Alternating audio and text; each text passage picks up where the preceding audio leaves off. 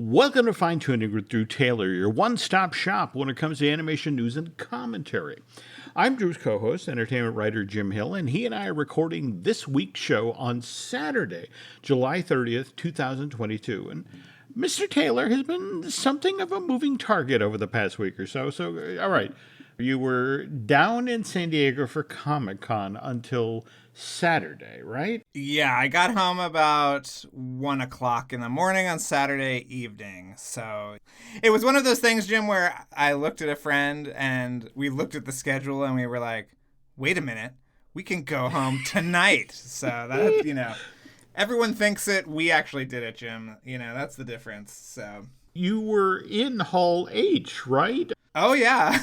Did a Hall H, did a whole piece about it, and then got up, had dinner. We had some Italian food, and then I went home. So, it was great. But again, you didn't stay home because what was it? Monday afternoon, you get in the car, you drive up to San Francisco for some family stuff, but you did squeeze in a trip to the Walt Disney Family Museum at the Presidio and got to see the exhibition that's going on right now, the Walt Disney's Jungle Book Making a Masterpiece. Yes, which was curated by our friend Andreas Deja. Yeah. So very, very. We'll talk about it later. Okay, second half of today's show, and also Mr. Taylor slipped in a visit to the Pixar campus, which we also will touch on second half of today's show. But first, the news, and the news portion of Fine Tuning is brought to you by Storybook Destination, trusted travel partner of the Jim Hill Media Podcast Network. For a worry-free travel experience every time, please book online at StorybookDestinations.com. So we got a brand new animated feature out in theaters this weekend, DC League of Super Pets. I love that this is coming from WAG, the Warner's Animation Group. That said, this Jared Stern film didn't get stellar reviews. I mean, Rotten Tomatoes has it at 72 freshness, audience score of 87. You've seen this, Drew. What did you think? I haven't. I didn't get to see it, Jim, because I was so pressed for time that Dang. I couldn't get to it.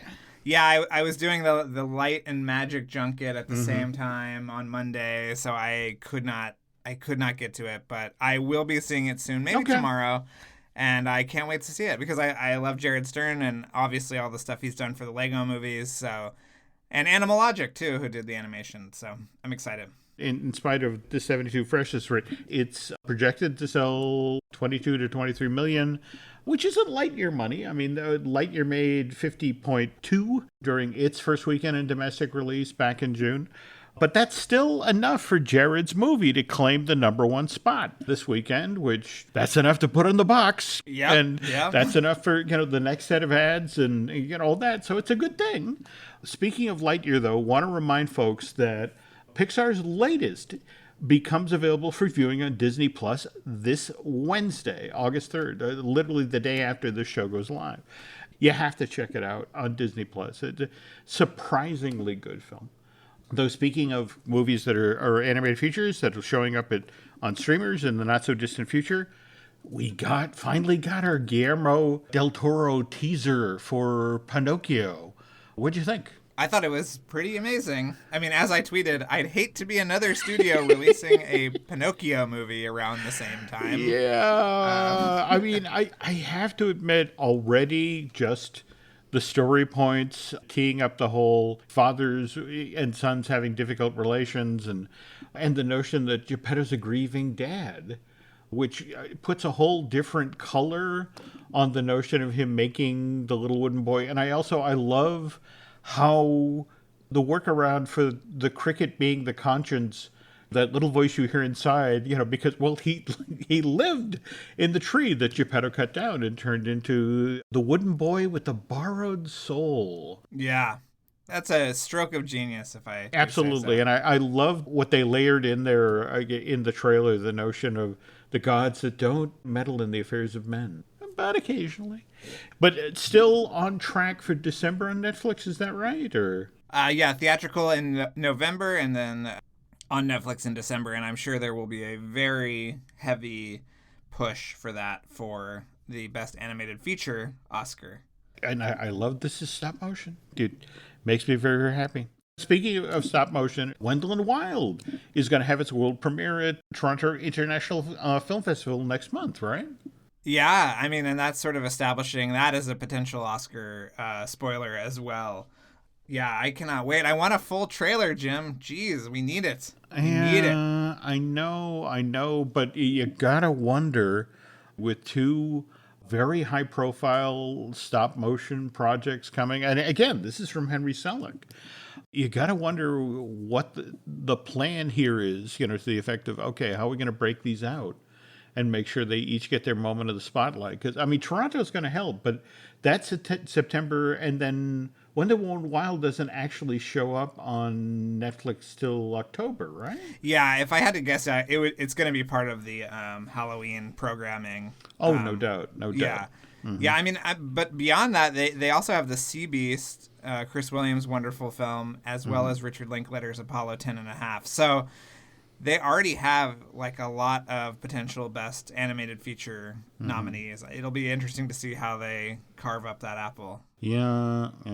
It's always interesting to especially when a studio has two darlings and they have to decide who gets to step into the spotlight. Speaking of stop motion, earlier this week we lost one of the giants of this form of animation, and that's Paul Coker Jr. You're familiar with his work, right? I mean, you grew up watching holiday specials like Frosty the Snowman and Santa Claus is Coming to Town and all that. Oh, yeah, and also, on the subject of Halloween animation, one of my favorites is Mad Monster Party, which he did wonderful designs for that. Yeah. And that sort of slides easily into the work that he did for Mad Magazine. Yeah. Paul did some great work, but at the same time also produced hundreds of cards for Hallmark over the years. So he was in our lives in a lot of different ways. And it's kind of a credit to his legacy that we lost him at 93, and that was still too early. Yeah. Speaking of losing folks, you wanted us today to talk about how Mike Moon, who's been the director of adult animation at that streaming service for over 4.5 years at this point, officially exited that streaming service at the end of July. Yeah, I'm just wondering how it's going to upset the balance over there. And Jim, I'm always worried about what's going on at Netflix. So yeah.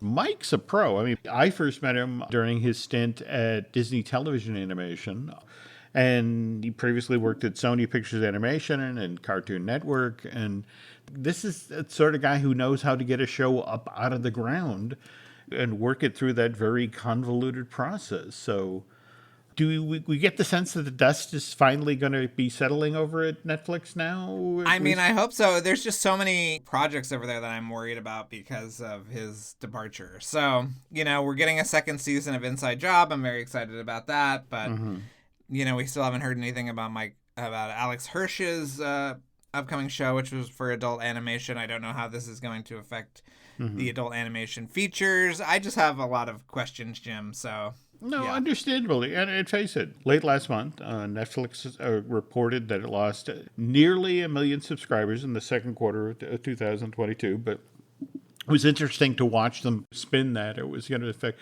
they were telling folks on Wall Street, well, you remember it was projected to lose 2 million. So not nearly as bad as it should be. I've been paying attention to your other gig, what the Wrap has been reporting on what's going on with streaming. And you guys did 2 stories this week. There was the one about there's a fear right now that Peacock may be flatlining, that may not make it in a year's time. Likewise, you guys also ran a piece about how Wall Street is supposedly sending the message to a lot of streamers to the effect of that they need to spend less on content. Yeah, it's pretty wild, especially when you consider how many giant streaming things are coming out just later this month, Jim, in August. Like, we've got House of the Dragon and Andor coming out, and She-Hulk, right? So it's like, whoa, there are still tons of things. And yeah, I mean, it's very interesting because Wall Street was the one that said streaming is the future. Bob Iger said Disney Plus was the most important thing he ever worked on at the company. And now Wall Street is saying, maybe not. So, yeah. You just mentioned She-Hulk, which of course brings us to Marvel, and you got to attend the Marvel Skydance Animation panel while you were down in San Diego, and God, there's a lot of stuff headed our way through them as well. I mean, doesn't I Am Groot start this week? It does, and I've seen all the shorts, which are adorable. Have you watched them yet, Jim? Did they send them to you? No. Yeah, it's sort of it's like the Groot from the movies, basically. Okay. And Luma, which is this great animation studio, did the animation, and it's just Groot kind of at different stages of his development. So you see him on the Ravager ship, you see him as when he's in the pot, at the end of Guardians 1. And so it's really delightful. They're shorts. The whole thing, occupies about 20 minutes of time. So really, really delightful, and will get you really ready for the Guardians Christmas special this year, and then Guardians 3 next year, which I did see the preview for that in Hall H, and wow.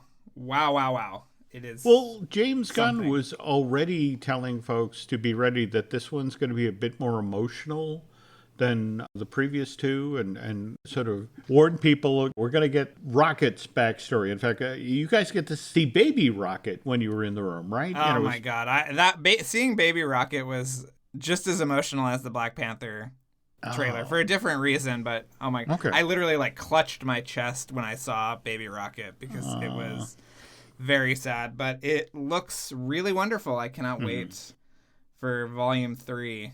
Okay. Yeah. May of next year. Yeah. They also talked up the Marvel Zombie series, talked up season 2 of What If, and you got to see a whole episode? Really? Yeah, it was what if... Oh, God. It was what if Captain Carter fought the Hulkbuster. Basically, what if she fought Steve in the Hulkbuster armor? He came back, but he was different, and so it's a pretty interesting episode. It was great. I mean, I love What If. I think it's great, and Zombies is continuing the same aesthetic, and they laid out who's a zombie and who's not a zombie, and all of that without actually showing any footage. But the What If world is going strong, Jim. Cool. Now, I also have to ask about Spider-Man freshman year, because they was reading some after action articles, and so this is a multiverse show. It's not set in the really for real Spider-Verse, right? I don't know. I guess so. I mean, they initially said that it was supposed to be in the lead up to Spider-Man Homecoming, but it's completely different because he already knows Doctor Strange. One of the Runaways is his classmate. It's not MJ and Ned and all those characters. So, it seems multiversey, I guess. Yeah. Well, look forward to that. Likewise, the X-Men 97. But at the same time, it's not just Disney Plus that's leaning heavily into animation. I mean, Paramount Plus, they've got Tidal Zone. I saw that.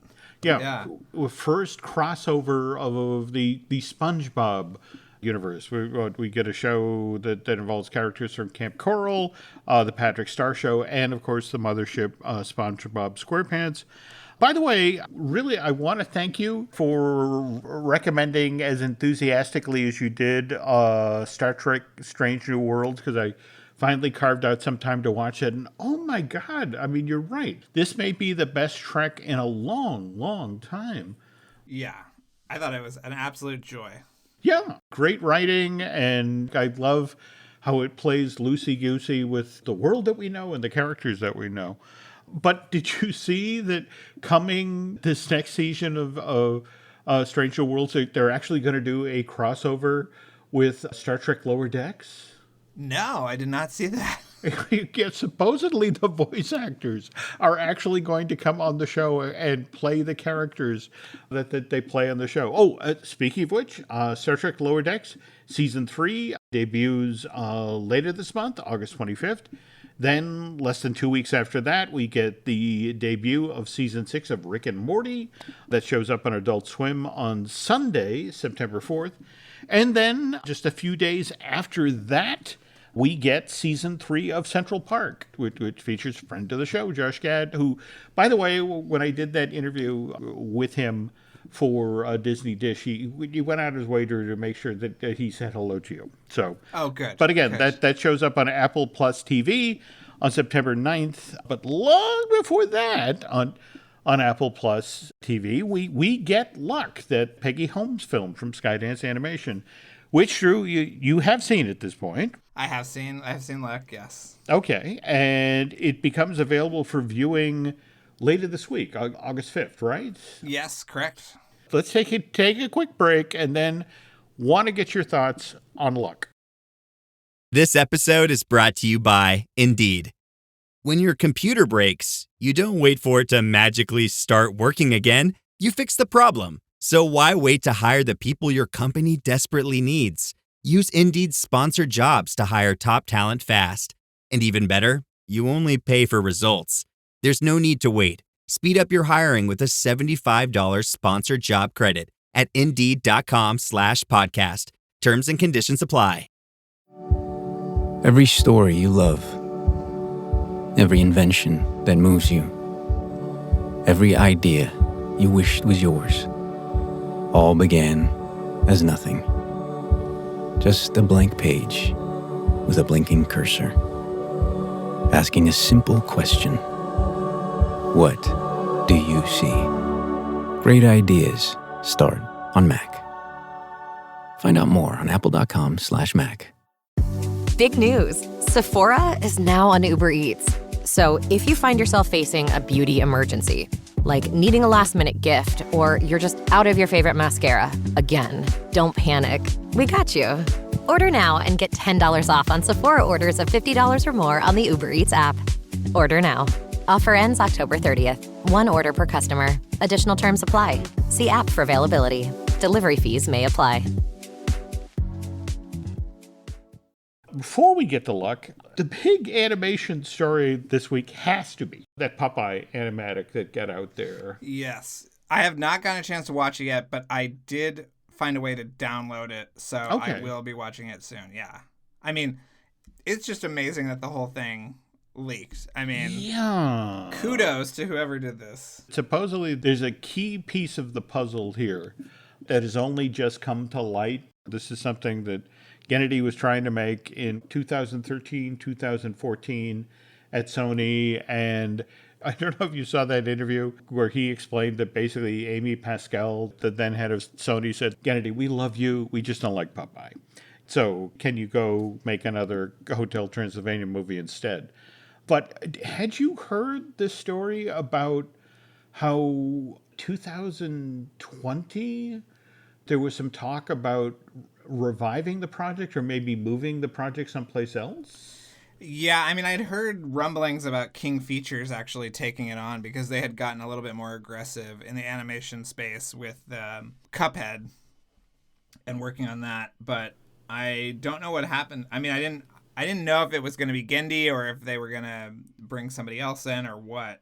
Suddenly there's a whole different set of suspects as to how this footage got out there. If they themselves were trying to get, a Netflix or someplace else interested in taking on this project. But we'll pause here. I want you yeah, when I will you watch get there, the whole thing and then we will discuss in depth for sure. Have you been watching Primal, Jim? I have. And so there are 10 episodes this season? Because at this point I'm 3, maybe 4 in, right? Okay. Yeah, I mean, I talked to him, and I think this is going to be the end of Primal, the dinosaur era. But he talked to me about making Primal something of a brand, where it can be different things underneath the umbrella. So I look forward, if this is the end of the Primal saga with the dinosaurs, I look forward to what he is concocting next. This has raised the bar in so many different directions between animation, design, storytelling. And again, think about how much of this is told without a single word of dialogue. Just absolutely amazing. So we've talked about Popeye, we've talked about Primal. Let's talk about Luck. You've seen the whole movie. Peggy Holmes, who, we both love. Yes, we do both love Peggy Holmes, yeah. Okay, but doesn't quite work for you? It does not quite work for me. Did you read the Hollywood Reporter piece about Luck earlier this week, Jim? That was really more about John Lasseter's second act, right? Yeah. Although they did confirm some things about Ray Gun, including that Teddy Newton and Tony Fucilli are on the production team, which is very exciting. All true. All true. But I thought it was interesting how already Lasseter's gotten in there and changed directors and done all these things. And, Pete Docter has not fired anybody since he took over. And the movies have been pretty good. I was wondering if you were going to bring that up. Yes. Yeah. When Iger made the decision to buy Pixar and then put Lasseter in charge, there were a number of films in the pipeline. A Day with Will Robinson, which became Meet the Robot. We also had American Dog, which eventually became Bolt. And we really didn't get a Disney John Lasseter film till Princess and the Frog, right? Yeah. So could this be the same situation? This was so far along, there's only so much work you could do, or... I mean, they redid it from the ground up, basically. And it very much has all the hallmarks of a John Lasseter film. There is a John Ratzenberger cameo. There's a whole sequence set in a tiki bar. It feels very much a Lasseter joint. I found it to be a little too complicated story-wise. I thought there were a lot of moving parts. And I talked to Peggy last week, and she talked about how there was no superstition. That was something they were not going to bring in. So, nobody in the movie throws salt over their shoulder or, and so all of that stuff is not in the movie, which I think could have helped. To me, there's a really great emotional core to Luck and some really moving scenes set in our world. But when they go into the Luck universe, it gets a little too complicated, and I was having trouble following it, and I cannot imagine in what children might feel. But there's some handsome animation. They hired a lot of people from Blue Sky to work on this movie, which they even have an outpost in Connecticut. Do they? Yeah, Skydance does. So I have very mixed feelings on it. I'm very happy it exists. I'm happy there's a new Peggy Holmes movie. I'm obviously, over the moon for Ray Gun coming out. But this one didn't totally work for me. Let's just say that. Okay, well, tell you what. You go watch Popeye. I'll go watch this. We'll come back next week and talk. Yes. Okay, cool. Got to tell you, very, very jealous that you got to the Disney Family Museum and checked out this Jungle Book exhibition. 300 pieces of art, again, curated by Andreas. What'd you think? I liked it a lot. Jungle Book has never been a particular favorite of mine. I don't know how you feel about it, Jim. I have a little trouble with the whole making a masterpiece subtitle for this exhibit because, again, I'm kind of on the same sheet of music. I mean, it's a good film. Played the album a lot when I was a kid. Enjoyed it, but if I'm listing Disney masterpieces, I don't know if Jungle Book's going to make that list. Well, it's also, you can feel them kind of straining because everything at the Family Museum had to be something that Walt did.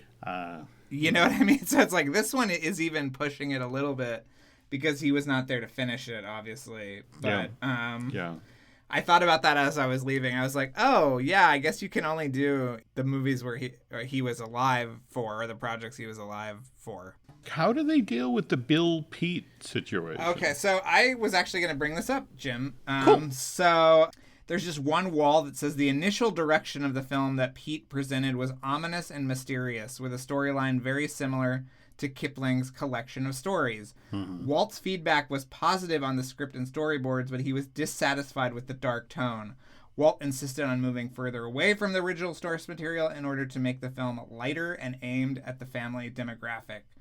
Though Pete had made a sincere effort to replicate the drama and mystery of Kipling's stories, that was simply not the story Walt wanted to tell. Pete left the Walt Disney Studios in late 1964. So it talks about how Walt's direction was basically like, we have a Jungle Book, let's make it a Disney Jungle Book. So yeah, there was not a lot of art from that period, although from what I understand, it was, they had storyboards for the whole thing, basically. They did. And there's this, I think it's the Sherman brothers who tell the story about when they were called in as part of the rescue team that came over the hill to retool Jungle Book, and Richard Sherman, who told me the story, they go into Walt's office, they literally, it's like, okay, so this is the book, we're basing the movie on. The first thing I want you to do is don't read the book. Oh, yeah. And let me tell you the story of this movie. I mean, that again, Walt had a very strong vision of what he wanted to do. And also, did they talk at all about how this was the first time since Sleeping Beauty, right? That Walt was really heavily involved, at least in the story sessions for a film. Right? Yeah, I don't know if they talked about it, about him being gone as much, but they did say that he was pretty involved. And obviously, the use of xerography was a huge component to the production, which was interesting. And, all the wolves are based off of the 101 Dalmatians dogs, right? Yeah, in fact, I know that everybody always makes a big deal about that scene in Robin Hood, the phony King of England, where it's stitched together Jungle Book dancing and Snow White dancing and, things from all over the place. But this was really the first film where they lifted Wart with the dogs at the castle and redid that footage. In fact, isn't there also stuff of Mowgli that they then recycled for The Many Adventures of Winnie the Pooh? Oh, okay. Traced over for Christopher Robin. Yeah, it's interesting that there's stuff like that alongside some of the strongest character animation, I would argue, in the Disney library. And obviously the reason why this is such a beloved movie for animators. They do this whole section about how Frank and Ollie did the Kaa Mowgli scenes and, Kaa covering his mouth with his body and all this stuff. I mean, it's really amazing stuff, and it definitely takes you through that process. There were original model sheets that had Woolie's signature on it. So it just said, okay, Woolie, so stuff like that was really neat to see in person. There's always one story I love about The Jungle Book. And again, it makes me appreciate the film more, but supposedly when they finally locked the story, when they finally figured out how they're going to tell this and all that, and so Walt gets up to leave the conference room with the guys and just pauses and just says something effective. I forgot how much fun this was. And then just sort of walks out the door, and it was a room full of guys who'd worked with him for 20 years or so. And it's like, yeah, we remember when it used to be fun too. But if this is the film that convinced Andreas Deja to get into animation, I can call Jungle Book a masterpiece, given all the great work that Andreas has done since then. By the way, have we heard anything about his Tiger film project? It's been a while. No, I mean, the last time I talked to him, he was like, I'm going to Disney Plus and pitching it. And so it's like, okay. I mean, I should follow up now that I've seen the exhibit as a pretext and say, where is it? Okay. We need it. Yeah, I was interested. Brad Bird is mentioned a lot too in the exhibit. This inspired him. And one of the more fun aspects was, and I'm sure you've heard all these stories, Jim, but how kind of chaotic the I Want to Be Like You recording sessions were.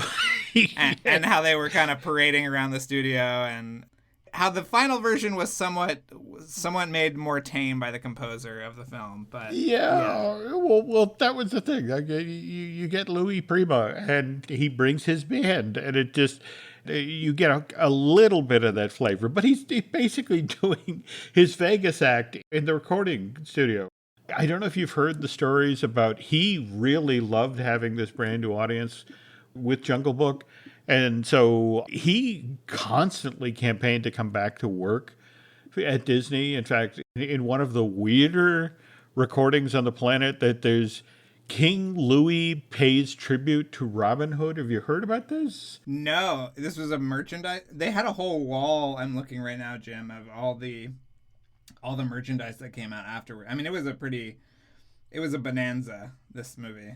They marketed it as the last animated feature that Walt Disney himself worked on, and supported it, as you mentioned, with the tidal wave of merch, which sold.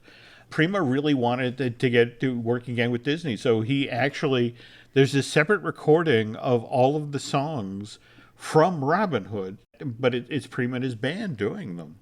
It's very strange.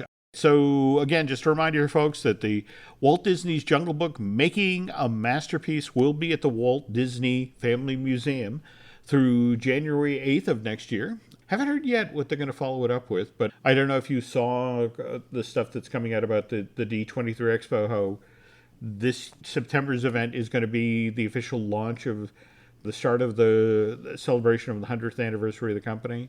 Yes, yeah.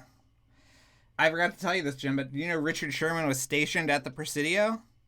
Was he really? He was. So, I mean, literally, and we actually stayed in inn at the Presidio that used to be barracks. It was a really cool old, like, you know, kind of like almost bed and breakfast style facility, about a 5-minute walk from the Walt Disney Family Museum. So it was very, very nice to have all that history, you know, Jim? That's the way to do it. I keep making the mistake of staying in downtown San Francisco and getting a cab, and then it taking forever to get there, and never having enough time to actually explore the museum. I feel like if you don't set aside a day, at least a day or two, to do the Disney Family Museum, you're just not seeing everything. So yeah, I kind of made the decision. You had told me that, Jim, and I kind of made the decision to breeze past kind of the Walt on the Farm years, because that, you know, we've gotten it, we've read it in all the biographies. I don't need, you know, they have like buttons from family members' wedding dresses, and I mean, it is insane the level of kind of granular detail they have in this museum. So absolutely, and it's so much hands-on stuff and that sort of thing. But again, glad you enjoyed it. And again, that's a really smart way to do it. Stay at a bed and breakfast right there on the Presidio. But of course, while you're up in the Bay Area, you make a trip over to Embryville as well. Of course, you know, I always have to, Jim. I have to say hello. You know, the campus misses me, and I had to go to the store, and you know, I thought I would let you know, Jim, that while I was there, I made an adoption. Here we go. No! Yes. No! Oh my God, you got it. I got it. There is a low Pixar store price. Mm-hmm. And there weren't that many left, Jim, to be honest. Dang. And so I got approval from my very patient wife, and so I Holy took cow. this home. Yeah. Oh, that is so cool. Yeah. Wow. Oh. Yeah. I approve and applaud. Okay. And you did a press event at Pixar. You always ended up in the studio store. You actually bought something for yourself, because I never get to do that. Whenever I hear from, you know, friends and family here that it was up at Pixar doing something, it's like, oh, you know, can you get me a shirt? Can you get me a hat? And it's just, you know, walk out of there, you know, with 5 items that are never for me. Yeah, I took some time. I had a day off, so I was like, you know what? I'm gonna buy a couple of things, and I haven't been in so long. You know, there hasn't been a junket up there in a million years, so I feel like I was making up for lost time a little bit. But you behaved yourself, right? You stayed on the first floor. You didn't go upstairs. No, I was being chaperoned by someone too, so I could not. Although I did see Pete Sohn milling around and, you know, talking about Elemental, but I averted my ears, of course, Jim. So, okay, because that's always enjoyed getting up on the second floor for the gallery space, because you always learn so many interesting things up there. Yes, I think that's when we first realized, the climax of Incredibles 2 is taking place on a boat. Very interesting. This was not in any of the presentations today. So, no, I mean, it's so funny. When I was up there for the Good Dinosaur presentation, it was one of the things that finally got to sit down with Pete and talk with him about, you know, the whole, spoiler, Spot gets adopted by another caveman family, and Pete went pale. It's like, how do you know that? And it's like, because of the piece of art that's out here beside the door on the way into the conference room. And he's like, hello. Damn it. Didn't think about that. So, no, all right, that sounds like a great week. But it sounds like you need a nap. I do. Thank you for going in 2 different directions. How many, ballpark, how much mileage did you put in the car? I didn't drive to Comic-Con, thank God. So, okay. It was about 6.5 hours each way to San Francisco. All right. Well, you don't just do this podcast. You also have your wonderful Light the Fuse, which how far away are we now from the big 200th episode? The 200th is coming out tomorrow, so I'm still hesitant to talk about it, but we will go in depth next week, I'm sure, Jim. But I will say you have to tune in. I think at this point, people will know that Mr. Tom Cruise is on the episode. If Aaron doesn't jump the gun and post this on Monday again, yes, this will have to be a Tuesday release for that. Yeah, that is such a great get. But again, you earned that. You've done such a wonderful job covering the Mission Impossible movies, and likewise, you know, the yeoman's work that you and Charles have done with Top Gun Maverick. Yeah, we hope to do more Top Gun Maverick episodes. But yeah, it's exciting. I'm glad we did it. I can't believe we made it this far. It's lasted as long as it had because you guys do a good job. You Thank get amazing people on the show and get them to tell these incredible behind-the-scenes stories. So seriously, folks, what a great way to start. If you haven't listened to Light the Fuse yet, listen to certain Tom Cruise. See what he has to say. Yeah, it's a good. I think we're gonna have a lot more viewers or a lot more listeners this week, Joe. I would be shocked if that didn't happen. But yeah. But again, on the other side of this thing, when things calm down, you're going to want to say, I knew Drew Taylor when. Okay? Yeah, and right. so I know I say this every show, but you really need to be following Drew on social media because you get to learn all sorts of cool things ahead of everybody else. So can you tell folks how they can find you on social media? You can find me at Drew Tailored, like a tailored shirt, on Instagram and Twitter. And what about you, Jim? You didn't talk about your other shows or your social handles or anything. Come on. Social media wise, let's see. You can find us on Twitter and Instagram as Jim Hill Media, and over on Facebook as Jim Hill Media News, and the other podcasts. And nothing nearly as impressive as the 200th of Light the Fuse. But we've got Disney Dish with Len Testa. That's theme park news. We have looking at Lucasfilm with Brian Gahn, and all sorts of Star Wars and the like. And of course, we have Marvelous Disney, which I do with Aaron Adams, and that's all sorts of Marvel news. If you could do Drew and I a favor, if you get out over to Apple Podcasts and rate and review, well, not only this show, but also Light the Fuse, that would be helpful. And Drew and I will be back with a brand new fine tuning this time next week.